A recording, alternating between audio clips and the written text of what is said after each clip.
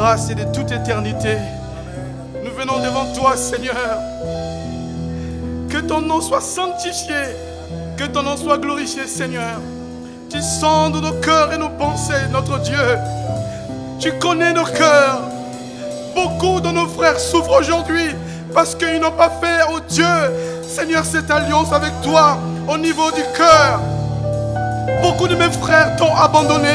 Beaucoup de nos sœurs t'ont abandonné parce que l'amour de ce siècle les a aspirés, les a tirés. Parce que le cœur n'était pas vrai. La circoncision n'a pas vraiment eu lieu. Oh Père, Seigneur, nous te supplions, Père. Sonde nos cœurs, connais nos pensées pour voir nos voies, les voies que nous avons prises, oh Dieu, les décisions que nous prenons, Seigneur, qui ne sont pas à ta volonté. Oh Rabbi, Seigneur, tu es le Dieu d'amour. C'est toi qui nous fais retourner dans le bon chemin. C'est toi qui nous aides à faire demi-tour, Seigneur, pour que nos pensées et nos cœurs soient attachés, Seigneur. Père, on voit que tu as tracé pour nous. La seule chose que tu attends de moi et de tous mes bien-aimés, qu'un jour, que nos yeux te voient. Parce que beaucoup, à la dernière minute, ils t'ont abandonné. Aujourd'hui, ils sont en train de crier, de regretter s'ils savaient. Oh, ils allaient continuer jusqu'au bout la course, Seigneur. Mais les cœurs ont été attirés vers le monde. C'est pour ça, Seigneur, je te dis encore cet après-midi, sonde-nous, Seigneur. Connais nos pensées et dirige-nous, Seigneur. La voie que tu as tracée, Seigneur, pour chacun de nous, pour saisir la vie éternelle. Béni sois-tu, bon Maître, au nom de Jésus. Amen. Vous pouvez vous asseoir. Merci, Seigneur. Amen. Où sont nos cœurs, frères et sœurs?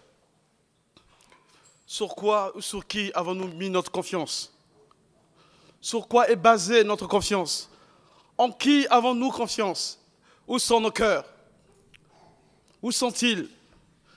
Il y a des gens qui nous ont précédés par la foi. Beaucoup ont fait naufrage.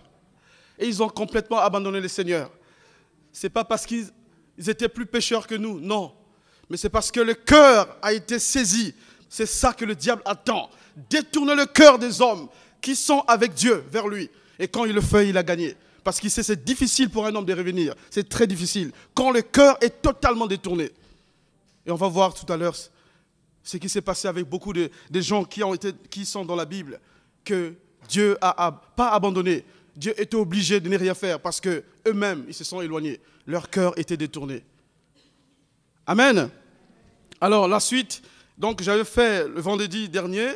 Et on ne peut pas enseigner sur le royaume de Dieu on peut enseigner que toute la vie le royaume de Dieu parce que c'est très vaste. Donc le peu que Dieu m'a mis à cœur, c'est ce que j'ai partagé avec l'Église. Et cet après-midi, j'ai demandé de faire juste, en gros, le résumé de tout ce que j'ai partagé avec vous par rapport au royaume de Dieu. Et cet après-midi, ça sera sur le cœur des citoyens du royaume de Dieu. Le cœur du croyant, celui-là dont le cœur a été circoncis. Qui il est? Qu'est-ce qui se passe dans son cœur? Quelles sont ses ambitions? Il y a quoi dans le cœur des citoyens du royaume de Dieu? Toutes les personnes qui sont nées d'eau et d'esprit, dans leur cœur, qu'est-ce qu'il y a? Et qu'est-ce que Dieu attend d'eux? Et c'est ça le message que je vais partager. Pour cela, je vais sans plus tarder ouvrir la Bible, mon cahier pour qu'on lise tous ensemble. Je vais demander qu'on s'élève, excusez-moi.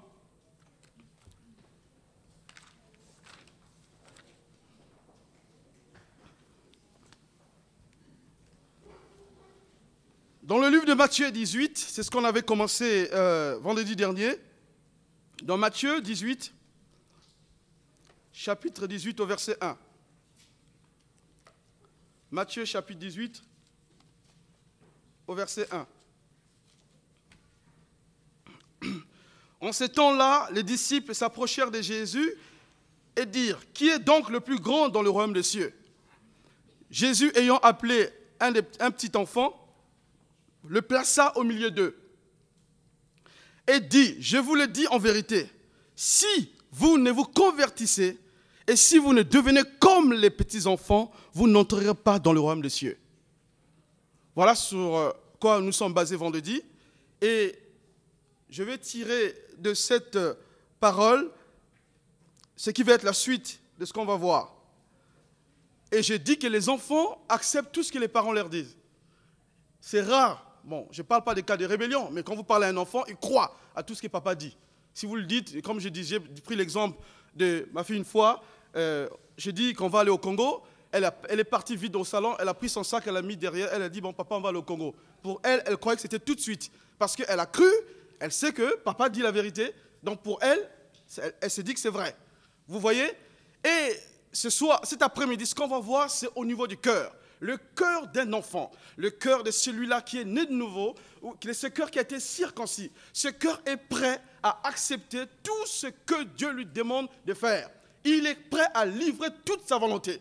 Et vraiment, si aujourd'hui, ce que l'on est en train d'écouter, chers bien-aimés, si chacun de nous accepte la parole de Dieu et que si chacun de nous est prêt à livrer toute sa volonté à Dieu, frère, nous pouvons faire des exploits à tout moment. Et Dieu sera notre ami et il est prêt à nous confier les secrets pour la nation, les secrets pour la vie et pour beaucoup de choses.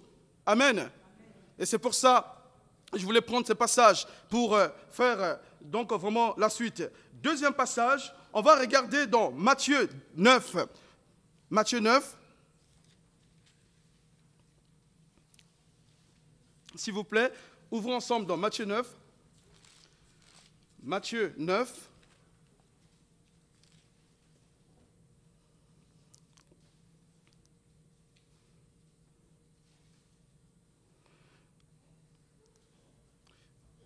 Chapitre 9 au verset 4. Écoutez ce que Jésus dit. Donc, c'est un paralytique qu'on a mené auprès de Jésus.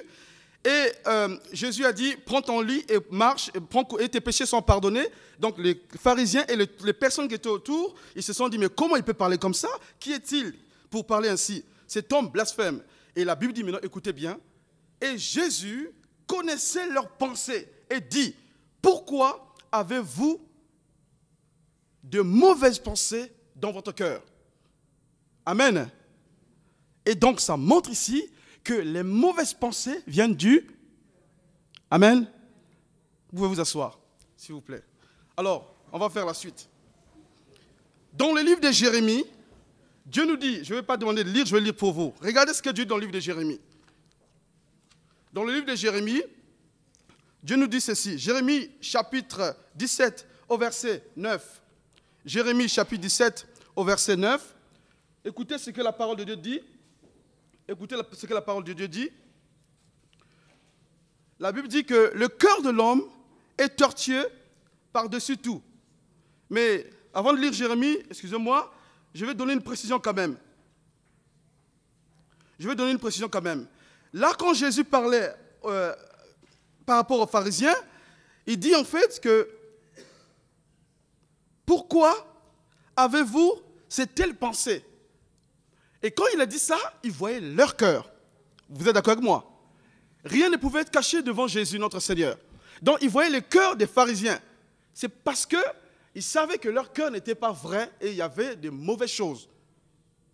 Il leur dit maintenant, pourquoi avez-vous ces pensées? Et donc, avant qu'on regarde Jérémie, je voulais que vraiment, regardons bien ce que je vais dire, frère, parce qu'on va voir beaucoup de choses aujourd'hui. Quand Jésus a parlé de ça, un peu plus loin, dans d'autres versets, qu'on lira après, la Bible dit que Jésus a parlé aux disciples en disant que c'est du cœur que sortent les mauvaises pensées. Amen. Les meurtres, les adultères, le vol, les calomnies, les disputes, les querelles, toutes ces choses, Dieu dit ça sort du cœur. Et maintenant, puisque Dieu sait que ça sort du cœur et que Dieu sait aussi que nous sommes les hommes, à tout moment on peut faire des erreurs, il nous montre que c'est possible, quel que soit ce que nous avons dans le cœur, même s'il y a des pensées mauvaises venir en nous avant de sortir, Dieu peut nous aider pour que ces pensées ne sortent pas de nous. Amen. Parce que c'est ce qui sort de l'homme qui souille, ce n'est pas ce qui entre. En physique, on appelle ça tout ce qui est centrifuge. Hein, ceux qui aiment faire la cuisine, la centrifugeuse, vous connaissez, non? En fait, c'est une force de l'intérieur qui sort. Dès que ça sort, ça devient péché. Mais ce n'est pas tout ce qui est centripète. Ce n'est pas ce qui rentre. La sainteté sort de l'intérieur vers l'extérieur. La sainteté, ce n'est pas parce que tu es très sale, tu n'es pas saint. Non. Tu peux être très sale, mais tu es très saint. La sainteté, ce n'est pas parce que tu es salé au niveau du corps. Non. Donc, la Bible dit que c'est ce qui sort de l'homme qui souille l'homme. Ce n'est pas ce qui entre. Parce que ce qui sort, si c'est des mauvaises pensées, dès que tu vas dire, tu vas pécher. Si ces pensées ne sont pas bonnes, et tu vas pécher. Donc, je voulais faire cette bref aperçu, donc pour vous rappeler donc ces choses-là. Ce sont des choses que vous et moi, que nous connaissons, ce sont des choses que nous lisons, ce sont des choses que nous écoutons tous les jours, mais malheureusement, parfois nous n'obéissons pas et nous ne mettons pas en pratique. Mais Dieu nous dit que celui qui ne met pas en pratique cette parole, un jour cette parole va nous juger et qu'à travers cela, nous pouvons rater la vie éternelle. Alors, écoutez maintenant ce que dit Jérémie, le prophète. Au chapitre 17, je vais lire pour vous, comme je disais. Jérémie, chapitre 17, au verset 9. Écoutez ce que Dieu dit. Le cœur est tortueux par-dessus tout, et il est méchant. Qui peut le connaître? On a lu tout à l'heure qui connaissait ce que le cœur des hommes. C'était Jésus, non? Vous êtes d'accord? Jésus dit que devant les pharisiens, ils voyaient leurs pensées. Mais là, regardez, c'est plus ou moins un peu comme le pasteur a dit ici, Jésus est fils de Dieu, faisant attention, il est Dieu aussi. Il voit les pensées des hommes. Donc, je peux cacher beaucoup de choses à l'église. Vous pouvez tout cacher. Croyons que le pasteur ne voit rien, le frère ne voit rien. Alléluia, tu continues. Mais tu ne sais pas qu'au ciel, Dieu te regarde, tranquille. Mais c'est vrai, tu ne sais pas, Dieu te regarde. À moins que tu te répandes, là c'est autre chose. Vous me suivez? Dieu voit toutes choses. Rien ne peut être caché devant lui. Donc, il dit, le cœur de l'homme est tortueux, il est méchant. Qui peut le connaître? Au verset 10, moi l'Éternel, j'éprouve le cœur, je sonde les reins. Amen. Vous voyez, Dieu éprouve le cœur et il sonde les reins. Et il n'y a que lui qui peut connaître le cœur d'un homme. Il n'y a que lui qui peut connaître le cœur d'un homme.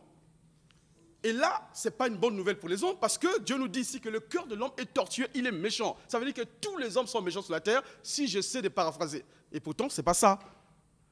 Parce que, quand vous regardez très bien, il y a deux phases. Alors, je vais demander vraiment qu'on soit attentif. Regardez, on est en train de rentrer dans le vif du sujet. Il y a deux phases. La première phase, ceux de l'Ancien Testament. Aucun d'eux n'était né de nouveau. Tous, il y avait le Saint-Esprit qui se mouvait au-dessus d'eux, s'agissant des rois, des prophètes et des sacrificateurs et certains juges, c'est bien, mais l'Esprit Saint n'était pas en eux pour pouvoir opérer comme vous et moi aujourd'hui. Amen. Donc, les gens de l'Ancien Testament, qui étaient en communion avec Dieu, c'était que des gens comme vous et moi, qui marchaient selon l'ordre que Dieu leur donnait, mais l'Esprit Saint n'était pas en eux. Et Dieu nous dit ici, Jérémie, il est dans l'Ancien Testament, il nous dit que le cœur de l'homme est tortueux et il est méchant. Qui peut le connaître? Il n'y a que Dieu qui peut connaître ce cœur-là. Et maintenant, puisque le cœur de l'homme est tortueux, Dieu est méchant, mais Dieu a un autre plan, puisqu'il est devenu tortueux parce qu'il y a eu le péché. Maintenant, comme Dieu a un plan, il va parler à un prophète qu'on appelle Ézéchiel. Regardez, frère. Et ce prophète-là, donc, qui était un homme aussi comme vous et moi, il va recevoir la révélation de Dieu, frère. Parce que Dieu sait que tous les hommes ne peuvent pas accomplir la volonté qu'il demande si lui, il ne vient pas à son aide. Amen. Donc, qu'est-ce qu'il fait? Il va envoyer vraiment une bonne nouvelle à un prophète pour annoncer au peuple de Dieu. Puisque Jérémie nous a rappelé que le cœur de l'homme est tortueux, il est méchant. Et ce prophète, écoutez ce qu'il dit. Écoutez ce que ce prophète dit. Regardez. Qu'est-ce qu'il dit? Ézéchiel, ouvrons nos Bibles s'il vous plaît, dans Ézéchiel, chapitre 11, au verset 19. Vous allez voir ce qui est écrit dessus. Regardez dans Ézéchiel, donc juste après Jérémie, il a dit ceci. Ézéchiel, chapitre 11, au verset 19. Ézéchiel, chapitre 11, au verset 19. Écoutons ce qu'il dit.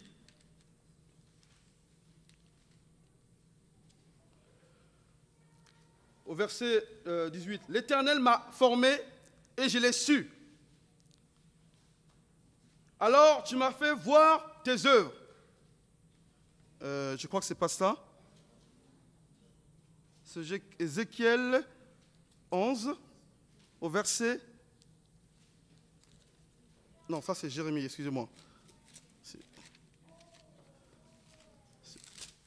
Excusez-moi, je suis trompé. C'est juste après Lamentation de Jérémie. Donc, Ézéchiel 11, 19, voilà.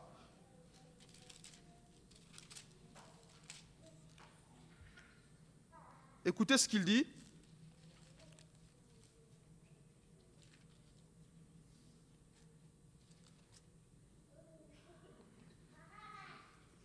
Je leur donnerai un même cœur, et je mettrai en vous un esprit nouveau. J'ôterai le cœur de pierre, et je leur donnerai un cœur de chair, afin qu'ils suivent mes ordonnances et qu'ils observent et pratiquent mes lois. Et ils seront mon peuple, et je serai leur Dieu. Vous voyez, Ézéchiel chapitre 11, au verset 19, jusqu'à, donc on a lu 20. Donc excusez-moi d'avoir pris le temps là-dessus. Donc vous voyez, Dieu dit par la bouche du prophète, donc Ézéchiel, qu'il va ôter le cœur de pierre et il mettra le cœur de chair. De telle sorte que les hommes puissent commencer maintenant à obéir à sa parole. Parce qu'il va mettre ses lois dans notre cœur afin que nous puissions obéir à sa loi. Ça, c'est ce que dit le prophète. Mais regardez, il y a une précision au chapitre 36. Regardez, montez un peu plus loin. Au chapitre 36, il y a un peu plus de précision. Donc ici, on est en train de parler, attention, le cœur d'un enfant qui est dans le royaume de Dieu. Donc suivez bien la ligne que je suis en train de tracer. Donc, chapitre 36, au verset 26. Écoutez ce qu'il dit. Donc, le Seigneur, par la bouche du prophète Ézéchiel, « Je vous donnerai un cœur nouveau, et je mettrai en vous un esprit nouveau. J'ôterai de votre corps le cœur de pierre, et je vous donnerai un cœur de chair. Je mettrai mon esprit en vous, et je ferai en sorte que vous suiviez mes ordonnances, et que vous observiez et vous pratiquiez mes lois. » Amen. Elle est là la précision. Mais qu'est-ce qui s'est passé, frère? Regardez maintenant ce que Dieu a dit par la bouche du prophète Ésaïe. Mais qu'est-ce qui s'est passé? Des rois qui ont vu Dieu, qui ont écouté la parole de Dieu. Mais un jour, ils ont abandonné. Mais qu'est-ce qui s'est passé? Et pourtant, c'était la Bible dit, ce sont des gens qui ont rencontré Dieu. Ils parlaient avec Dieu face à face. Mais ils se sont éloignés. Et c'est ça les dangers qui guettent les chrétiens aujourd'hui aussi, frère. Le salut n'est pas vraiment acquis. Faisons attention, frère. Même si tu es chrétien, à la dernière minute de ta vie, tu peux perdre ton salut. Il n'y a pas d'acquis où tu as un diplôme dans la poche et tu as déjà gagné. Non. Il faut travailler au salut. La vie éternelle, c'est pas... Le problème, c'est que, en fait, quand on parle du royaume de Dieu, les gens croient que c'est manger, boire, chanter, alléluia, danser. Non. La Bible dit que le royaume de Dieu, ce n'est pas manger, le boire, mais c'est la joie, la justice, la paix par le Saint-Esprit. Et la Bible dit que le royaume de Dieu, c'est une démonstration de puissance. Et c'est pour ça que les gens ne comprennent pas quand ils ont posé la question à Jésus. Bon, au ciel, quand cette femme va mourir, et ce monsieur au ciel, qui sera son mari? Parce que cette femme avait eu 2 ou 3 hommes. Jésus dit, mais vous ne comprenez rien du royaume. Et c'est ça aujourd'hui. Les gens croient qu'au ciel, on va se marier. Non, je me souviens, j'étais à Mulhouse, le pasteur qui prêchait, pendant qu'il prêchait, il y a un frère qui était là. Il dit, frère, écoute, au ciel, on ne fait pas des bisous. Si tu crois que tu perds ton temps. C'est pour ça que tu vas mieux vaut profiter au maximum sur la terre. Ah oui? Parce que les gens croient qu'au ciel... Non, il n'y a pas tout ça. Ce n'est pas comme ici, frère. Il y a une maison, et puis tu dors un coussin, et puis le matin, tu lis ton bouquin, et puis tu vas au jardin. Non, frère, ce n'est pas pareil. Le royaume de Dieu, c'est un mystère, frère. C'est extraordinaire. Et c'est un royaume, ce n'est pas n'importe qui doit rentrer. Tous ceux-là qui doivent rentrer dans le royaume doivent avoir le cœur circoncis. Et quand le cœur est circoncis, il devient comme des enfants. Tout ce que Dieu dit, il accepte. Même si ça fait mal. Amen. Et ce cœur-là, Dieu dit qu'il va nous le donner, il va enlever le cœur de pierre. Un cœur qui doute, il y a des colères, des mensonges, beaucoup de choses. Dieu dit, il va enlever ce cœur-là qui est insensible à sa parole. Et il mettra un cœur de chair. Et c'est ce cœur-là, frère, que Dieu veut voir dans la vie de chaque frère et chaque sœur. Et ce cœur-là, ça se travaille, ça se travaille, ça se travaille. Amen. Alors frère, c'est ce que je disais au début, que la Bible dit que les pensées des hommes, donc le cœur de l'homme, pardon, est méchant. Et que quand le cœur de l'homme est méchant, les pensées ne vont pas être bonnes. C'est ce qui s'est passé à l'époque de Noé. La Bible dit que toutes leurs pensées se tournaient toujours vers le mal. Vous le verrez dans Genèse 6, à partir du verset 5. La Bible dit que les hommes qui étaient sur la terre à l'époque de Noé, toutes leurs pensées continuellement se dirigeaient vers le mal. Ils parlaient du cœur, que leur cœur était rempli de haine, beaucoup de choses, donc de péché était à son comble. Et Dieu dit, j'en peux plus. Dieu dit, j'en peux plus. Et il envoie le déluge. Parce que le cœur ne plaisait plus à Dieu. Maintenant, regardez frères, avant de rentrer, de parler ceux de la nouvelle création, on va parler ceux de l'Ancien Testament. On va prendre un premier cas, un homme qu'on appelle Saül. Regardez frères, la Bible dit que Saül, cet homme était négligent par rapport à David. Vous savez pourquoi? Il a perdu en fait les brebis qui étaient avec lui. Il devait garder les troupeaux. La Bible dit en fait il les a perdus. Quand le prophète Samuel l'a rencontré, il a dit ne t'inquiète pas pour les brebis qui étaient perdues. Donc viens avec moi. Après, le Seigneur lui a parlé par le prophète et il a suivi. Mais vous voyez très bien qu'il les a perdus. Donc ça montre qu'il n'était pas aussi comme David. Vous me suivez ou pas? Cet homme-là, Dieu l'a oint, il est devenu roi. Mais qu'est-ce qui s'est passé? Ça, c'est l'Ancien Testament. La Bible dit que la jalousie commençait à naître dans son cœur par rapport à David. Puisque vous savez ce qui s'est passé avec nos sœurs qui aiment toujours provoquer aussi, parce que les sœurs chantaient que Saül a tué combien? Et David a tué combien? Ben voilà, ça crée la jalousie. Il a entendu ça. Il a entendu ça. Ben oui, il était roi. Et ça crée beaucoup de choses. La Bible dit que Saül cherchait à tuer David. Et cet homme est pourtant que Dieu avait choisi. Il est parti même prophétiser, là où il y avait des prophètes. Il a fait des choses qui étaient bien aussi. C'est Dieu qui l'avait choisi. Mais qu'est-ce qui s'est passé à un moment donné? La Bible dit quand Dieu l'a rejeté, puisque tu m'as rejeté, je te rejetterai aussi. Il a désobéi à la parole de Dieu. Vous voyez frère, ça montre que son cœur n'était pas attaché réellement au Seigneur. Qu'est-ce qui s'est passé après? Au point où frère, il est parti consulter une voyante. Et c'est là où c'était trop tard maintenant. Saül est apparu. La Bible dit que, plutôt, le prophète Samuel est apparu et Saül est mort après. Amen. Amen. Frères et sœurs, où était son cœur? Son cœur n'était pas attaché à ce Dieu. C'était le Dieu d'Israël. C'était un grand roi. Il avait l'onction du royal donné fait par donc, le prophète Samuel. C'était un grand prophète et un juge en même temps. Mais il y a un jeune homme qu'on appelle David. Regardez frère. David était avec les troupeaux. Il était en train de paître de tout son cœur ses troupeaux, frère. Au point où, quand un ours venait, il faisait tout pour défendre. Amen. Et il a appris beaucoup de choses avec ses brebis.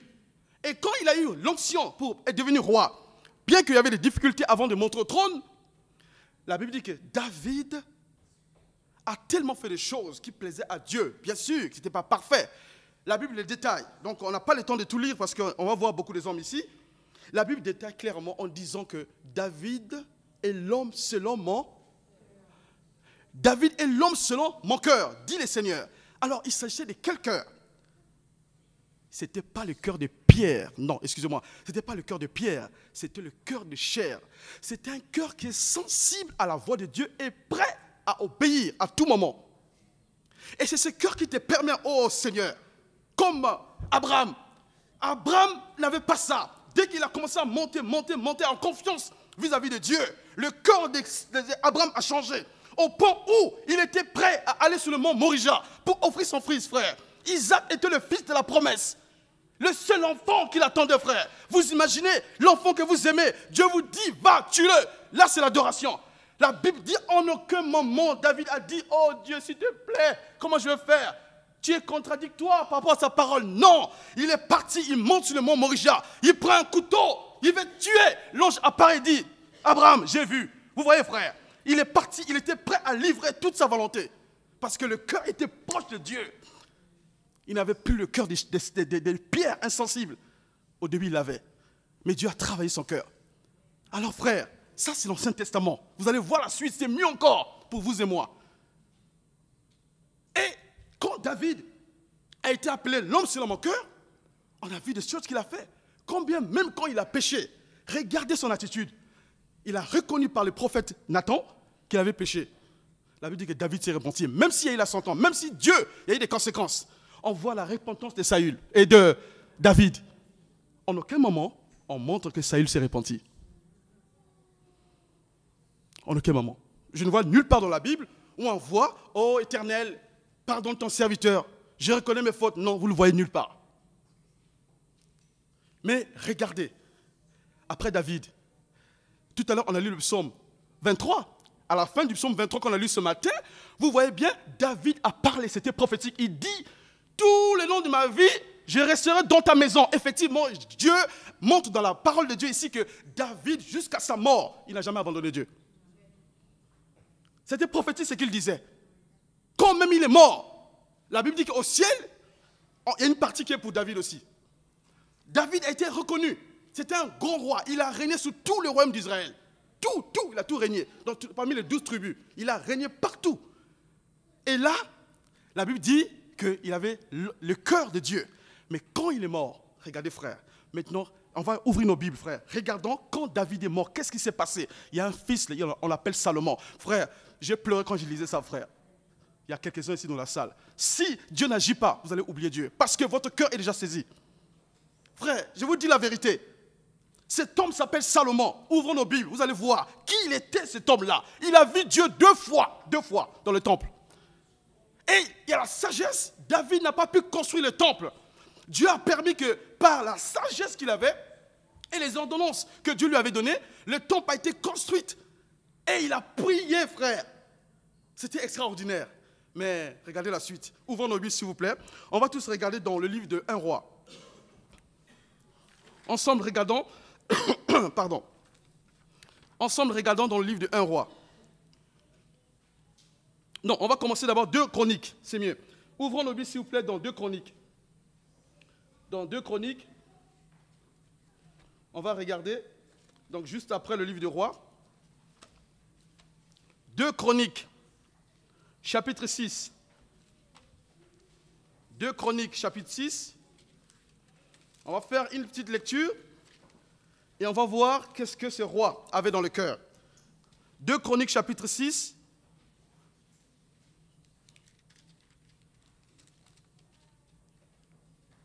Au verset 12.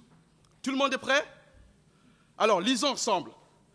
Salomon se plaça à l'autel de l'Éternel en face de toute l'assemblée. Écoutez très bien, frère. Parce que son père est mort, et on lui a confié le trône, il est devenu roi. Et il devait construire le temple. Donc, une fois que tout est fait maintenant, il devait faire ce qu'on appelle la prière de consécration pour tout. La Bible dit toute l'assemblée était là. Les sacrificateurs, il était roi, un roi grand, à genoux. Il était là. Écoutez, frère. Salomon se plaça devant l'autel de l'Éternel, en face de toute l'assemblée d'Israël, et il tendit ses mains. Car Salomon avait fait une tribune d'airain et avait mis au milieu du parvis. Elle était longue et 5 coudées. Donc voilà, c'est ça, 5 coudées. Et il plaça ses mains à genoux, en face de toute l'assemblée d'Israël, et tendit ses mains vers le ciel. Et dit, ô Éternel Dieu d'Israël, il n'y a point de Dieu semblable à toi. Écoutez bien, hein, il dit bien, retenez les phrases. Il dit, il n'y a point de Dieu semblable à toi. Gloire à Dieu, très bien. Dans les cieux et sur la terre, tu gardes l'alliance et la miséricorde envers tes serviteurs qui marchent en ta présence de tout leur. Et ainsi tu as tenu parole à ton serviteur David mon père. Ce que tu as déclaré de ta bouche, tu l'accomplis en ces jours par ta présence. Donc il était devant l'assemblée, donc il priait par rapport à la consécration du temple qui était construite. Et du coup, au verset 16, maintenant, Éternel, Dieu d'Israël, observe la promesse que tu as faite à David mon père, en disant, tu ne manqueras jamais devant moi d'un successeur assis sur le trône d'Israël, pourvu que tes fils prennent garde à leur voie et qu'ils marchent dans ma loi comme tu as marché en ma présence. Amen. Un peu plus loin dans le verset, donc on va aller un peu plus loin. Donc regardons à partir du verset 22.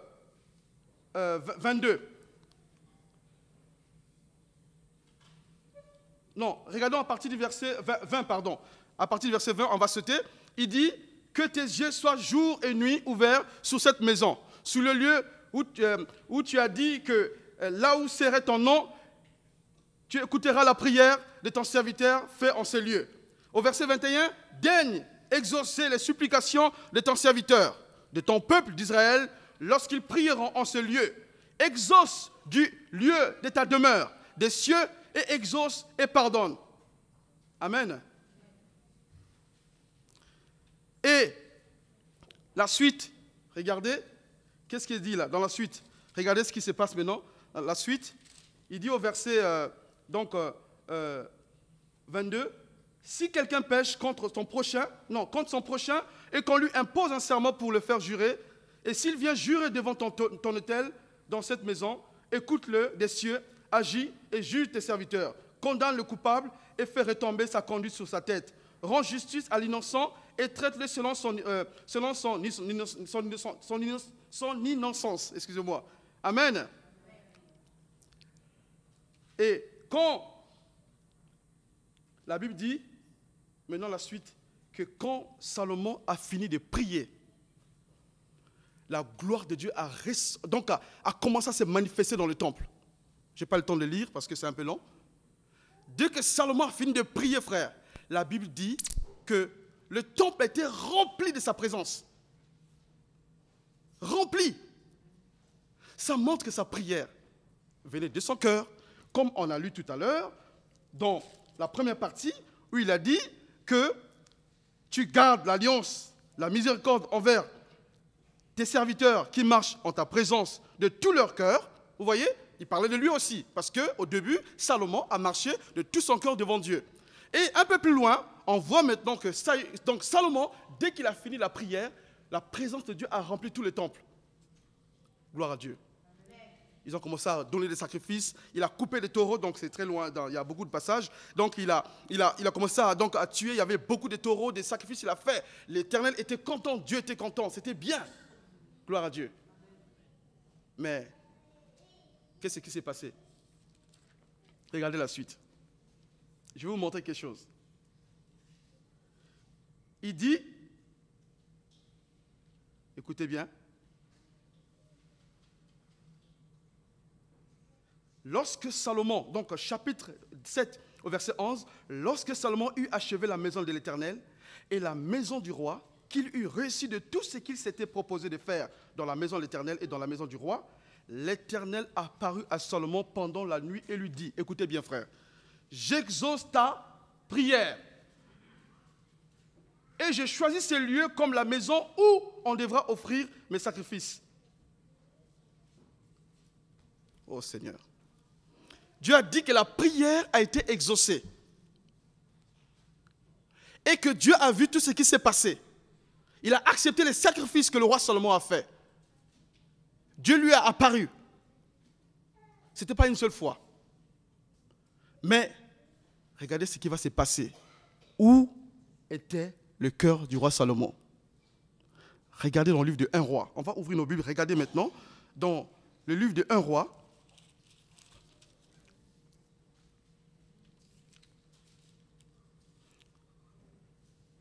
Dans le livre de 1 roi, regardez, 1 roi, chapitre 11. Ouvrons nos Bibles, s'il vous plaît. Regardez dans 1 roi, chapitre 11. C'est juste après Samuel. 1 roi, chapitre 11.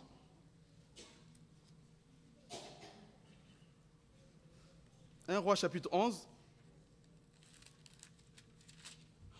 Voilà. Je vais laisser ça ici.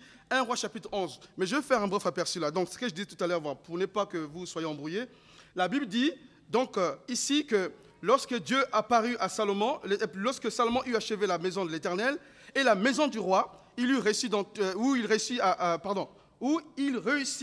tout ce qu'il s'est proposé de faire dans la maison de l'Éternel et dans la maison du roi. L'Éternel apparut à Salomon pendant la nuit et lui dit, j'exauce ta prière et j'ai choisi ce lieu comme la maison où l'on devra m'offrir des sacrifices.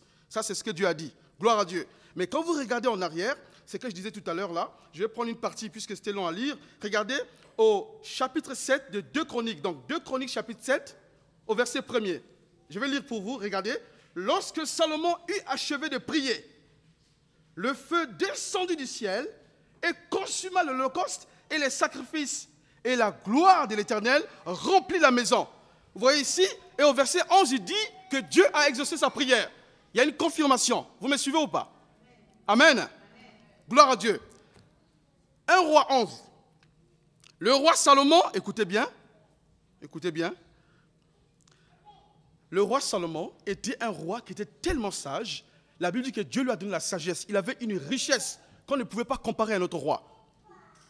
Mais là, tout d'un coup, la Bible montre quelque chose. Il y a une femme qu'on appelle la reine de Séba qui est venue, qui a regardé, dit waouh, ce qu'on m'a dit de toi était vrai. Je reconnais que tu as vraiment une sagesse extraordinaire. Elle a posé toutes sortes de questions. Salomon a répondu parce qu'il avait une sagesse surnaturelle qui venait de Dieu. La Bible dit bien, la sagesse venait de... C'est Dieu qui lui a donné. Est-ce que Dieu se répand de ses dons? Est-ce que Dieu se répand de ses dons? Voilà. Donc, ce que Dieu lui avait donné était vrai, c'était toujours en lui. Vous êtes d'accord? Et qu'est-ce qui s'est passé? Salomon connaissait Dieu. Il voyait ce que Dieu faisait. Au point où Israël est devenu comme l'Eldorado, parce que tout le monde venait maintenant là. L'argent est devenu comme les cailloux. Donc, l'argent était presque rien pour lui. Comme des pierres. Tout était en or. Donc les verres, plutôt des ustensiles de cuisine, tout était en or, tout. Des fourchettes, des cuillères, tout était en or. L'or était partout. Et c'était tellement une bénédiction surnaturelle. Il était béni cet homme-là. Mais regardez, la Bible dit que pendant que Salomon vieillissait au fur et à mesure, Dieu va nous montrer quelque chose ici, là. Pendant qu'il vieillissait, qu'est-ce qui s'est passé? On va regarder maintenant dans 1 Roi, chapitre 11. Lisez bien. Le roi Salomon aimait beaucoup des femmes étrangères. Chez nous, on dit le zolo, ça dit l'amour. Ah, bolingo. Bolingo makasi. Ça dit que l'amour fort. Mais regardez, il y aura une confusion. C'était quel amour? Il dit, le roi Salomon aimait beaucoup de femmes étrangères. Entre la fille des pharaons, premièrement, des Moabites, des Ammonicites, des Édomites, des Sidoniennes, des Éniciennes, appartenaient aux nations dont l'Éternel avait dit aux enfants d'Israël, vous n'irez point chez elles, et elles ne viendront point chez vous. Elles tourneraient certainement vos cœurs du côté de leur Dieu. Vous voyez? C'était l'avertissement de Dieu. Dieu parle du cœur ici, frère. Ce n'est pas de tes pensées ou de tes prières ou jeûnes. Non, c'est le cœur d'abord. C'est pour ça que je vous disais clairement, un chrétien qui jeûne, qui ne prie pas, mais qui prie de temps en temps, qui jeûne, mais si son cœur va, il va au ciel. Mais toi, tu jeûnes, tu pries. Mais si tu as la haine, tu es tout le temps en colère, tu vas en enfer, direct. Ah, mais je te dis la vérité, frère. Faites attention à ça, frère. Ce n'est pas parce que quelqu'un prie, jeûne, il vient à l'église, même il prêche. Non, si le cœur n'est pas vrai, aucun homme ici va être sauvé. Personne là va être sauvé si nos cœurs ne sont pas vrais. Faites attention à ça, frère. Le royaume de Dieu, ce n'est pas la rigolade. Et je vous ai dit dernièrement, il y a des choses, tant que Dieu ne me donne pas l'approbation, je ne dirai rien. Mais si vous voyez le ciel, frère, si quelqu'un parle mal de vous, frère, tu ne peux pas dormir sans prier, parce que tu as peur de rater le ciel. Le ciel est une réalité. Le royaume de Dieu, c'est quelque chose de vrai. Ce n'est pas invisible que tu ne vois pas. Non, Dieu peut t'ouvrir les yeux, tu vois la réalité, frère, c'est qu'il y a. Ce n'est pas que les anges, il n'y a pas que les anges au ciel. Il y a des hommes, quand vous et moi, qui ont vécu, qui sont là-bas. Tu peux les reconnaître. Si Dieu te montre, tu sais, tu vas dire ça c'est Abraham, tu vas dire ça c'est Joseph, tu verras ça c'est Moïse, tu vas dire ça c'est... Tu vois, tu peux le... Bon, merci Seigneur, tu peux le voir. Faisons attention, frère. Dieu voit le cœur. Ce n'est pas les pensées ni quoi que ce soit. C'est d'abord le cœur. Et tes pensées, quand ça sort, Dieu voit que si tes pensées sont mauvaises, c'est parce que le cœur n'est pas bon. Amen. C'est pour ça qu'il traite la source. Ce n'est pas tes pensées. Il sait que tu as péché. Ce sont des pensées qui ne sont pas bonnes. Elles sont mauvaises. C'est normal. Tu as fait une erreur. Maintenant, lui, il ne prend pas ces pensées-là pour dire, écoute, non. Il va traiter à la source. Il va changer le cœur. Il te donne un cœur de chair. Il enlève le cœur de pierre. Amen. Et là, je vais suivre. Excusez-moi, je vais aller un peu plus vite maintenant. Écoutez maintenant ce que Dieu dit. Ce fut ces nations que ça... Écoutez bien. Ce fut ces nations que s'attacha Salomon, entraîné par l'ouzolo, c'est-à-dire l'amour. Salomon, son cœur a été entraîné par l'amour envers les femmes étrangères. Regardez encore ce qui va mettre Dieu en colère. Lisez. Dans 1 Roi, toujours, à partir du verset 13, écoutez ce que Dieu dit. Là, ça va mettre Dieu vraiment en colère. Vraiment en colère même. Regardez, il dit ceci.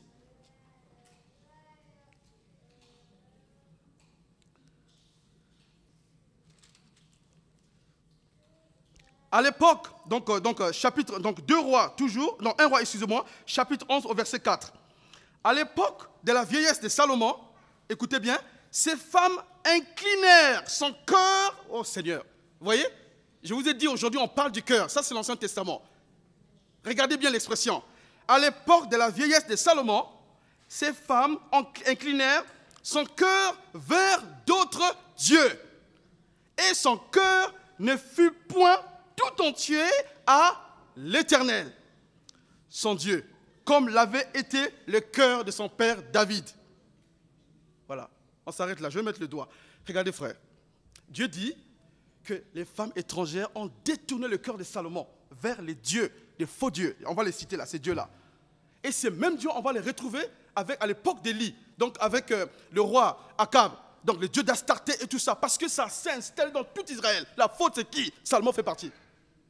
C'est Salomon qui a ouvert le cœur. C'est Dieu avait interdit. Pourquoi David n'a pas pris des belles femmes qui sont les Philistins ou bien les Ammonicites? David ne pouvait pas, même s'il a fait des péchés, des erreurs qu'il a fait. Mais David a dit il y a des choses qu'il ne peut pas faire. Il n'a jamais pris une femme en Égypte. La Bible ne montre pas. Vous êtes d'accord? Mais c'est son fils qui a fait des erreurs très graves. Au point où Dieu s'est mis en colère. Écoutez, et il dit maintenant, son cœur ne fut point tout entier à l'Éternel, comme l'avait été le cœur de David son père. Salomon alla, écoutez bien, Salomon alla après Astarté, divinité des Sidoniens, et après Milcom, l'abomination des Ammonicites. Seigneur, la Bible dit que Salomon a vu Dieu 2 fois, il a vu Dieu. Il a prié, la gloire est descendue, le feu descend du ciel, ça consume l'Holocauste. Ce même personne, frère, il se met à genoux devant des faux dieux, d'Astarté, de Baal. Qu'est-ce qui s'est passé, frère? Qu'est-ce qui s'est passé? C'est ce que je vous dis, frère. C'est le cœur. Tant que nos cœurs ne sont pas attachés à Dieu, frère, vous n'avez aucune assurance que vous allez se sauver. Vous n'êtes pas sûr, parce qu'à tout moment, ça peut basculer de l'autre côté. Si nos cœurs ne sont pas fermes à Dieu, frère, même demain, tu peux abandonner Dieu. Si ton cœur n'est pas ferme. Parce qu'une situation peut arriver, tu vas dire que Dieu m'a abandonné et tu t'es frustré, la colère, tu t'énerves, tu commences à être énervé dans toutes les situations. Effectivement, le diable, c'est une porte ouverte, il va rentrer, il va t'attirer au fur et à mesure. Pendant que tu vas te rendre compte, tu es déjà au milieu de la mer.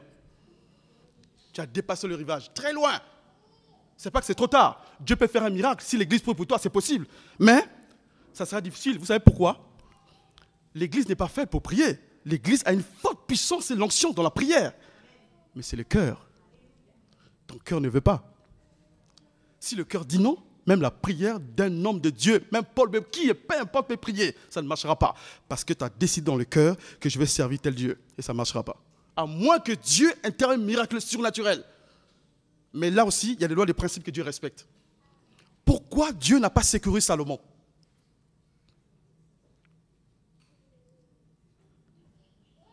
Lui-même avait accepté d'adorer des faux dieux. Il s'est mis à genoux, frère. Et il s'est mis en colère Dieu. Il a dit, ton royaume sera divisé. Dieu a suscité quelqu'un dans son royaume. Il a suscité quelqu'un et il y a eu des choses qui sont passées. Il a perdu, donc en gros, le royaume. Vous voyez, frère, quelqu'un qui a prié, il a vu Dieu, il a fait des exploits. Mais comme le cœur n'était pas vrai, il a abandonné Dieu, il a commencé à adorer des faux dieux. C'est ce qui s'est passé. Excusez-moi de dire ça. Beaucoup de nos sœurs et frères haïtiens, qui sont des chrétiens, frères, nés de nouveau, qui croient en Dieu, qui prient. Mais dès que les attaques ont commencé, ils commencent à mettre du sel à la maison. Elles commencent à mettre du sel, à mettre de l'eau bénite à la maison. Ils ne savent pas qu'ils sont en train d'adorer le diable. Ça, c'est la sorcellerie directe. Alors dites-moi, est-ce que ce cœur est à Dieu? Il y a une soeur qui m'appelle, si je dis un nom, vous allez la connaître, avec son mari. Il dit, mais oui, maman faisait ça à la maison, donc on met un peu de l'eau à l'entrée de la porte et puis on met du sel. Il dit, non, c'est la sorcellerie, frère, ma soeur. Si Dieu n'est pas dedans, ce sont des pratiques des ténèbres. Il ne faut pas faire ça. Tu n'es pas obligé de mettre l'eau pour protéger. Non, mais elle est où la puissance de Dieu? Vous voyez, frère, elle adore Dieu. Elle chante à l'église, elle pleure même. Et alléluia, gloire à Dieu. Oh, c'est pour ça que j'aime pas quand les gens prient, chantent comme ça. Non, mais je ne supporte pas, frère. Je ne supporte pas ça. Hein, comment? Voilà, merci, frère. Ça, Dieu est ici. Non, c'est faux. Dieu est ici le soir. Elle met du sel pour que Dieu protège. Quel Dieu elle prie? C'est la vérité ce que je vous dis, frère. On ne peut pas mélanger. C'est pareil en Afrique. J'ai été au Congo, frère. J'ai vu des frères africains. Ils prient jeunes. Mais regardez, à la mort d'un père ou d'un frère ou d'une cousine, d'une tante, ils vont, ils prient, ils parlent aux morts. Il dit, mais non, c'est la culture. Sinon, papa, l'oncle va se mettre en colère. Et je dois quand même respecter. Il dit, non, pourquoi? C'est pareil, mes frères qui sont aux Antilles, la même chose. C'est pareil, mes frères qui sont les Américains, les Européens, partout. Je connais, frère, des frères français qui sont dans les loges maçonniques. Ils se disent chrétiens. Ils disent, tu peux mélanger les deux. Parce que la franc-maçonnerie, c'est la sagesse et tout ça. C'est pas grave, c'est juste des clubs. J'en connais, frère. Et puis on accuse l'église. Oh non, le pasteur est mauvais, l'église est mauvaise, il n'y a pas Dieu. Non, le cœur n'est pas vrai. Il y a des gens qui adorent Dieu dans l'église. Je ne parle pas des cas de péché, frère. Tout le monde peut tomber. Je ne parle pas de ça, frère. Parce que personne ici n'est parfait. Tout le monde peut chuter. Je ne parle pas de ça. Mais je parle du cœur que tu donnes à un autre Dieu. Et Dieu est ça. Ça, c'est comme si tu enlèves son trône, tu mets quelqu'un d'autre. Ça, il déteste ça. Et c'est ce que Salomon a fait. Il a enlevé le trône de Dieu qui était dans son cœur. Il l'a enlevé. Il a mis le Dieu d'Astarté. Et Dieu s'est mis en colère. Le royaume divisé. Et il est mort. Alors, frères et sœurs, ce n'est pas de la rigolade. C'est bien de venir à l'église. Mais où sont vos cœurs? Regardez le nombre de fois qu'on se met en colère pour des petites choses, frère. Regardez, frère. Pour une petite chose, quelqu'un s'énerve et il passe 3, 4, 5 jours. Pour une petite chose, quelqu'un s'énerve au travail. Et pourtant, tu sais que la personne n'est pas chrétienne. C'est le diable qui l'en pousse. Mais tu te mets en colère. Écoutez, frère, ça, c'est le cœur. Parce qu'il y a un problème. Dieu doit les traiter. Amen. Alors, qu'est-ce qu'il faut faire maintenant? On a vu David, on a vu Saül, on a vu Salomon. Qu'est-ce qu'il faut faire? Qu'est-ce qu'il faut faire? Merci, quelqu'un a compris. Jésus dit, à moins que vous ne vous repentiez, si vous ne vous repentez pas, et que vos cœurs ne soient pas comme les enfants, si votre mentalité ne change pas, si vous ne croyez pas à la parole de Dieu, si vous ne vous repentez pas au niveau de votre mentalité, au niveau de votre cœur, personne ne verra le royaume de Dieu. Parce que le royaume de Dieu, ce sont ceux-là qui ont le cœur de bébé qui rentrent, des enfants. Je n'ai pas dit bébé au niveau de la stature, hein, mais bébé, un enfant, qui écoute tout, qui accepte tout et qui fait tout. Amen. Ce cœur qui est prêt à livrer toute sa volonté à Dieu, et ce même cœur qui est prêt à faire quoi? Il fait deux choses. Le cœur qui est prêt à livrer toute sa volonté à Dieu, premièrement, et ce même cœur, voilà, et ce même cœur qui est prêt à faire toute sa volonté. Il fait la volonté de Dieu parfaitement, et il livre son cœur parfaitement aussi. Amen. C'est pour ça aujourd'hui, David, on pouvait l'appeler l'homme selon le cœur de Dieu. Quand le prophète l'a dit, tu as péché, le prophète Nathan, il n'a pas réfléchi avec celui, il a demandé pardon. Regardez le psaume de David, frère. Lisez, vous allez voir. Ça montre que le cœur était proche. Sonde-moi, le psaume 139. Sonde-moi, oh, connais mon cœur. Connais mes pensées. C'est normal, ce n'est plus David qui parle. Parce que le cœur a changé, frère. Quand ce n'est plus ton cœur et que Dieu a pris en otage ton cœur pour se servir de ça jusqu'à ta mort, frère. Même si tu prends les décisions, quand Dieu va dire non, tu t'arrêtes. Parce que ton cœur est totalement livré à lui. Regardez notre Seigneur. Il était, donc vous connaissez tous l'histoire, avant d'aller sur la croix. Il était où? À Gethsémane. Vous savez l'histoire? Il arrive, il prie. Il dit, oh Père, si tu peux éloigner cette coupe. Dieu dit, bois. Vous allez me dire, ce n'est pas dans la Bible, hein, mais vous allez comprendre ce que je veux dire. Dieu dit, il prie. ils disent, Seigneur, si tu peux éloigner cette coupe de moi. À un moment donné, Jésus dit, bon, ok, Père, que ta volonté soit faite. Parce que le cœur était totalement soumis. Si Jésus avait dit non, ce serait difficile pour toi et moi. Il avait sa volonté. Hein. Il était 100% Dieu, 100% homme. Donc il pouvait dire non, je ne veux pas. Il pouvait aussi dire ça. Mais il a refusé, il a dit oui, j'accepte. Ça faisait mal. Il demande à Dieu d'enlever la coupe. Dieu dit non, non, non, continue. Et il a accepté la souffrance jusqu'à la croix. C'est ce qu'on appelle l'obéissance à 100%, frère. Le cœur était totalement soumis à Dieu. C'est le cœur des citoyens du royaume de Dieu. Maintenant, regardez, avant de finir, on va regarder la bonne nouvelle du royaume maintenant. C'est ce qu'on appelle le citoyen du royaume de Dieu, qui est différent de David, qui est différent d'Abraham, qui est différent de Moïse, qui est différent de Salomon, qui est différent de Saül. Ils n'avaient pas le cœur nouveau comme nous, parce qu'ils étaient avant. Sauf David, c'est un peu différent. Parce que le cas de David, il a rempli les offices roi, sacrificateur et prophète. Il a fait les trois, pardon. David a fait ça. Mais le reste d'autres personnes n'ont pas fait en dehors de Jésus. Vous me suivez ou pas? Et qu'est-ce qui s'est passé?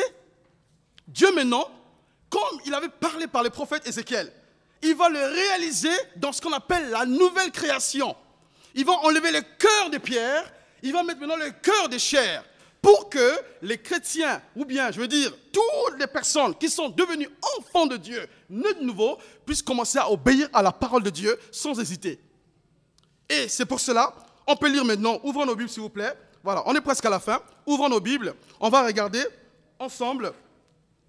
Regardons dans 2 Corinthiens. Regardons dans 2 Corinthiens. Voilà, 2 Corinthiens. 2 Corinthiens.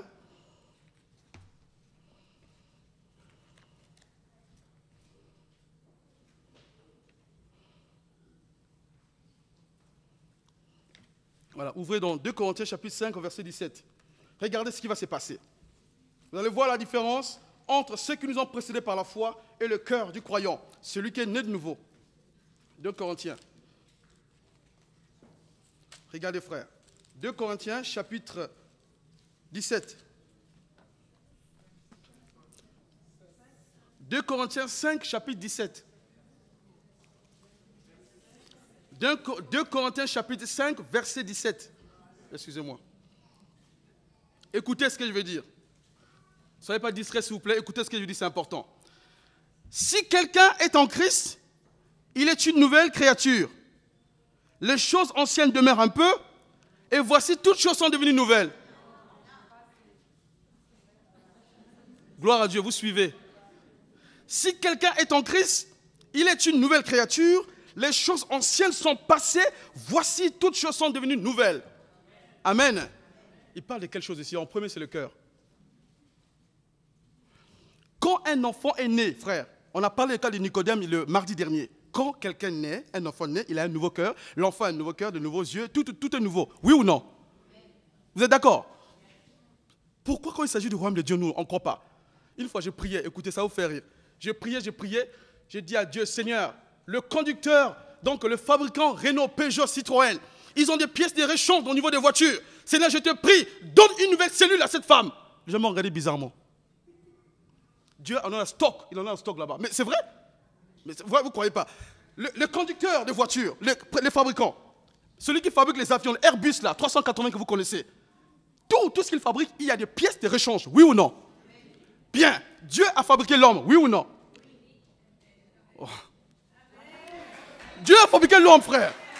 Il a toutes les pièces de réchange. Donc si quelqu'un a une oreille qui ne fonctionne pas, on va prier tout à l'heure. Si l'oreille ne fonctionne pas, frère, écoutez-moi. Oh Dieu, Dieu est capable de changer. Ça fonctionne normalement.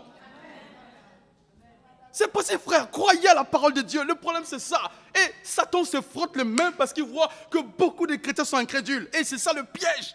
Il sait qu'il ne peut pas vous tuer.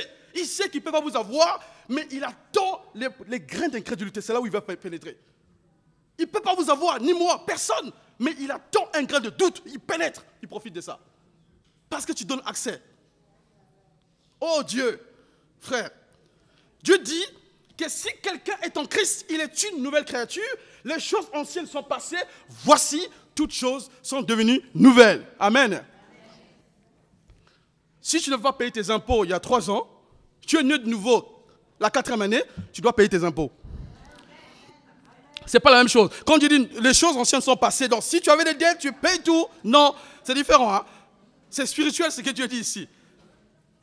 Si tu es en conflit et tu te rends compte que tu es devenu chrétien, tu retournes en arrière, tu règles tes torts, tu te réconcilies avec les membres de la famille, les gens avec qui vous n'étiez pas en bon terme, et là tu résous tout. Tu deviens une nouvelle personne. Et j'aime ça bien en anglais, born again, né de nouveau. Tu es né de nouveau. Alors, écoutez bien frère, comme nous sommes nés de nouveau, on a un nouveau cœur. Et ce cœur, qu'est-ce que je disais? C'est le cœur du royaume. Et c'est ce cœur-là, normalement, tu dois te repentir avant et te convertir, croire à ce que Dieu dit. Et là maintenant, tu peux rentrer dans le royaume, pas voir. Et quand tu pénètres dans le royaume de Dieu, qu'est-ce qui va se passer?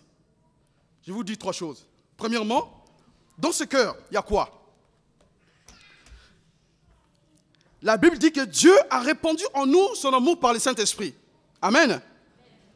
Dans le livre de Romains 5. Cet amour n'est pas l'amour qu'un homme peut donner à une femme. Ce n'est pas Eros. C'est l'amour agapé. Et dans ce cœur, l'amour est là, a pris toute la place. Ce cœur peut facilement pardonner. Ce cœur peut facilement faire des exploits avec Dieu. Il ne s'invente pas. Il ne s'enorgueillit pas. Tout ce qu'il fait, ça lui réussit. Parce qu'il est lié à la source qui est Dieu. Amen. Et dans ce cœur, il y a quoi? Il y a l'acceptation de la volonté de Dieu en premier. Dans ce cœur, il y a quoi? Il y a la miséricorde. Dans ce cœur, il y a quoi? Il y a la joie. Dans ce cœur, il y a quoi? Il y a la paix. Dans ce cœur, il y a quoi? Il y a ce qu'on appelle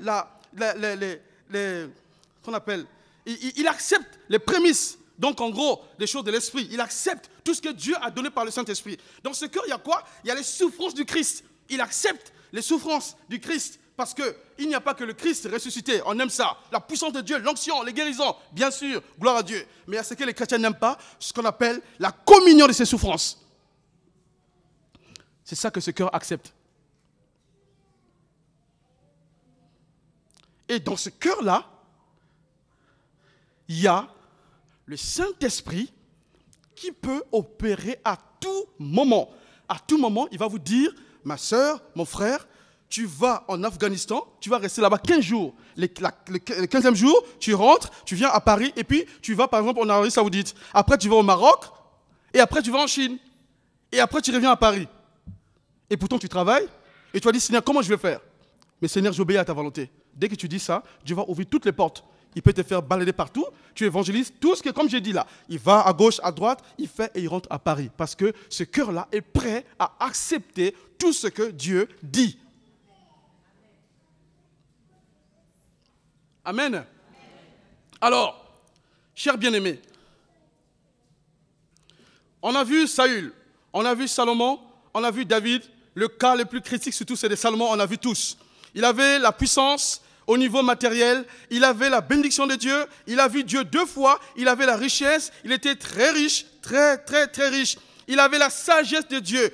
Comment un homme qui est sage, donc un homme qui est sage, et cette sagesse qui est donnée par Dieu, c'est même cet homme qui est sage là, cet homme-là qui est sage. La Bible dit qu'il abandonne Dieu par rapport aux femmes étrangères. Qu'est-ce qui s'est passé?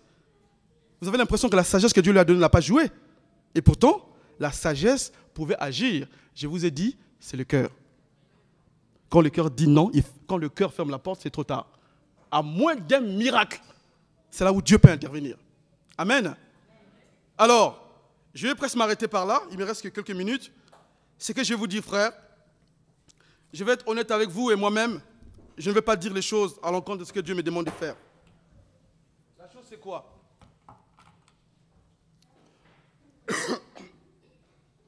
Dieu a dit, garde ton cœur plus que toute autre chose. Et de ce cœur sortent des sources de la vie. Vous êtes d'accord? Et il a dit, il te donnera ce que ton cœur désire. Si tu fais de lui tes délices. Vous allez voir qu'il y a un lien dans tout ça. Ayant été nés de nouveau, ayant été circoncis, nous devons maintenant chercher à travailler ce cœur-là. Parce que dans la nouvelle création, il y a des gens qui ont abandonné Dieu. Nous avons le cas de Paul, frère. Paul était un homme violent. Il a vu la mort d'Étienne. La Bible dit qu'il partait prendre les lettres et des ordonnances qui venaient des principaux sacrificateurs. Il rentrait dans les synagogues, dans les maisons. Il prenait les chrétiens, les liait, les jetait en prison. Il avait la haine, qu'on appelle la haine viscérale contre les chrétiens. Il les détestait. Pour eux, donc pour lui, il servait Dieu. Que ce que les chrétiens servaient, c'était une secte. C'était Jésus le Nazaréen, donc en gros le gourou. Pour lui, Jésus était un gourou. Parce qu'on l'appelait la secte des Nazaréens. Les chrétiens étaient tués. Il a participé à toutes ces choses-là. Mais cet homme, un jour, sur le chemin de Damas, il passait, il était là avec ses gardes. Et à un moment donné, Jésus a apparu, donc une lumière est apparue. Tout le monde n'a pas vu, ils ont entendu. Et il est tombé par terre. Il a dit, qui es-tu, Seigneur? Jésus lui dit, il te sera difficile de marcher contre les aiguillons. Paul, pourquoi me persécutes-tu? Paul s'est tourné. Il ne savait pas que c'était l'église qu'il persécutait. Parce que n'oubliez pas, frère, Jésus aime l'église. Il aime l'église. Le cœur de Jésus et le cœur de l'église est comme lié. Si tu touches à l'église, c'est comme si tu touches à son cœur. Tu touches la prière de ses yeux. Et Paul commençait à trembler. Il est devenu aveugle. Il va chez Ananias. Et Ananias dit, oh Dieu, Seigneur, je ne peux pas. Tu sais ce que cet homme a fait. Cet homme jetait les chrétiens en prison. Je ne peux pas s'approcher de lui. C'est un malfaiteur. Jésus lui dit, va, je t'envoie. Et il dit, il arrive, Ananias arrive devant l'apôtre Paul. Il regarde l'apôtre Paul. Il lui dit, écoutez bien, à l'époque, il appelait Paul, était méchant. Paul était assassin. Paul était celui qui jetait en prison. Dès qu'il a vu Paul, il a dit, Paul, il dit, Saul, mon frère. Il a appelé mon frère. Parce qu'Ananias a vu qu'il n'a plus le même cœur. Jésus a changé. Jésus a changé. Il a enlevé le cœur de Pierre, qui est dans le cœur de Paul. Il est devenu Saul de Tarse. Cet homme-là, regardez frère, comment sa vie a changé. C'était un homme violent. Mais dès que le cœur a changé, frère, la prophétie du prophète Ézéchiel s'est réalisée. Dieu a mis le cœur de chair. Il a enlevé le cœur de Pierre insensible, qui avait la haine viscérale contre les chrétiens. Et cet homme-là s'est mis à genoux. Il a prié. Et quelques temps plus tard, il part en Antioche. Il y avait des prophètes, des évangiles, des docteurs. Le Saint-Esprit a parlé. Mettez-moi à part Paul et Barnabas pour l'œuvre à laquelle je les ai appelés. Et Paul est sorti, frère. Regardez les épîtres, ce qu'il a fait. Regardez, frère. Il parle de l'amour. Il parle de Jésus. Il n'a jamais vu Jésus physiquement. Mais regardez comment il parle de l'amour. Il n'a pas d'enfant. Il n'a pas eu de femme. Mais regardez, il parle de la soumission. C'est comme si il avait une femme à côté de lui pour voir que la femme était soumise. Regardez comment il parle de la soumission des hommes de Dieu par rapport à Dieu. Regardez, frère. Regardez, frère. David n'a pas été un bon père. Saül n'a pas été un bon père. Regardez dans la Bible, même le prophète Samuel n'a pas été un bon père. Ses enfants péchaient à l'église, couchaient avec des femmes. Élie, et Samuel, pareil. Ses enfants ont fait des bêtises. Regardez David, son propre fils a fait la guerre contre lui, a voulu prendre le trône. Ces personnes-là, ils n'étaient pas des bons pères. Mais regardez l'apôtre Paul, il n'avait pas d'enfant. Mais il a compris la réalité du Christ ressuscité. Oh Dieu, Seigneur. Oh Seigneur. Frère, je vous en supplie, croyez à la parole de Dieu.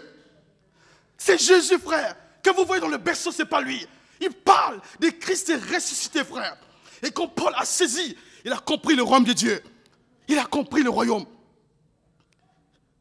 Toutes les personnes qui l'ont fait du mal, il peut pardonner facilement. Regardez la vie de Paul, ça a complètement changé. Et effectivement, il est une nouvelle création. Les choses anciennes ont passé, toutes choses sont devenues nouvelles. Extraordinaire, frère. Regardez les miracles qu'il a fait, les révélations extraordinaires. Au point où l'apôtre Pierre, qui était à Jérusalem, dit, écoutez-moi, il dit, il y a des révélations que Paul fait, les gens ne comprennent pas, ils tordent les sens.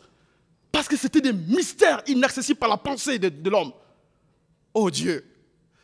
Alors, chers frères et sœurs, je vous dis de la part du Seigneur, si nous ne nous convertissons pas et que nous ne restons pas comme des enfants, personne ici, si nous sommes 200, tous les 200 nous irons en enfer, si nous ne croyons pas à la parole de Dieu, si nous ne nous convertissons pas, nous ne croyons pas à la parole de Dieu, un jour, elle va quitter la terre, mais vous allez être devant le Créateur. Il va vous dire, mardi, tu es à l'église.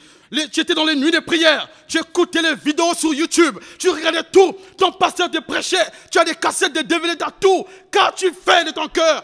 Tu as rempli ton cœur des désirs du monde. Regardez aujourd'hui, les gens, leur cœur est rempli des choses du monde. Le sport a pris de la place dans le cœur. Quand on parle du sport, il est en premier, il va à l'heure, il arrive à l'heure, il fait du sport, il est content. Mais quand on parle de la parole de Dieu, on te dit demain nuit de prière, il y a toujours quelque chose à faire. Mais quand on dit va servir Dieu, il y a toujours quelque chose à faire. On te dit il y a un concert dans une boîte de nuit, va à Bercy, il y a un homme qui va venir, qui va chanter, une star américaine ou bien une star de tel pays. Les gens vont, ils courent, parce que le cœur n'est pas Dieu. Faites attention frère, faisons attention. Dieu a dit que Démas m'a abandonné pour l'amour de ce siècle. Qu'est-ce qui s'est passé avec Démas? Démas était un homme qui était avec l'apôtre Paul. Il est écrit qu'il a abandonné l'apôtre Paul pour l'amour de ce siècle. Regardez le lien. Dieu dit que l'amour du monde est inimitié contre Dieu. Si nous aimons le monde et que nous disons que nous aimons Dieu, nous nous trompons nous-mêmes et nous nous séduisons. Dieu nous regarde, frère. Dieu a des oreilles, il a des yeux, il voit et il entend ce qui se passe dans nos cœurs. Et il voit ce que nous faisons. Et il sait où nous partons. Il sait ce que nous faisons, frère. Mais il nous dit, faisons attention. Faisons attention. Où sont nos cœurs? Regardez le nombre de conflits qu'il y a dans les églises. Regardez le nombre de conflits qu'il y a entre sœurs et frères. Le manque de pardon, la haine, la colère. Toutes ces choses-là. Et pourtant, nous avons un cœur nouveau. Alors, chers bien-aimés, je vous laisse ces paroles. Si vous ne vous convertissez pas, si vos cœurs, mon cœur, ne se tournent pas vers Dieu, vous perdez votre temps. Mieux vaut pas venir à l'église, mieux vaut pas lire la Bible, mieux vaut pas prier. À quoi ça sert de prier, jeûner des années, des jours, venir à l'église, chanter, prêcher, être à la vidéo, être à l'accueil et tout, sachant que le cœur n'est pas vrai et que Dieu sait si cet homme ou cette femme meurt va en enfer. Ça sert à quoi, frère? Ça sert à quoi? Je vous dis la part du Seigneur. Faisons attention. Faisons attention. La vie est très courte. La vie est très courte. Je connais un frère. C'était à la période des fêtes au Congo. La fête du Nouvel An. Le pasteur l'a prévenu. Arrêtez. Arrêtez. Il ne croyait pas. Arrêtez. Il ne croyait pas. Ils sont têtés dans son péché. Toujours les colères, les énervements. Pour une petite chose. Et un jour, il était dans la voiture. Le lendemain, c'était le Nouvel An. Il partait quelque part à une fête. La voiture a fait tonneau. Tout le monde est sorti. Il n'y a même pas une gratinure. Le frère est mort. Le pasteur a tourné son dos. Il dit, je dis rien. Quand vous parlez, vous n'écoutez pas, frère. La vie est très courte. Vous ne savez pas, dans les jours qui viennent, qui va affronter les situations. Mais si ton cœur n'est pas vrai, qu'est-ce qui va se passer? Qu'est-ce qui va se passer? Alors, je vous laisse ces paroles. J'appelle le pasteur. Je vous laisse ces paroles. Ouvrons nos cœurs au Seigneur. Convertissons-nous. Tournons-nous vers lui. Dieu attend des vrais cœurs. Et c'est ça le cœur des citoyens du royaume de Dieu. C'est ce cœur qui pardonne, ce cœur qui aime, et ce cœur qui est prêt à obéir à Dieu jusqu'au moment morigiard pour offrir toute sa volonté. Que Dieu vous bénisse.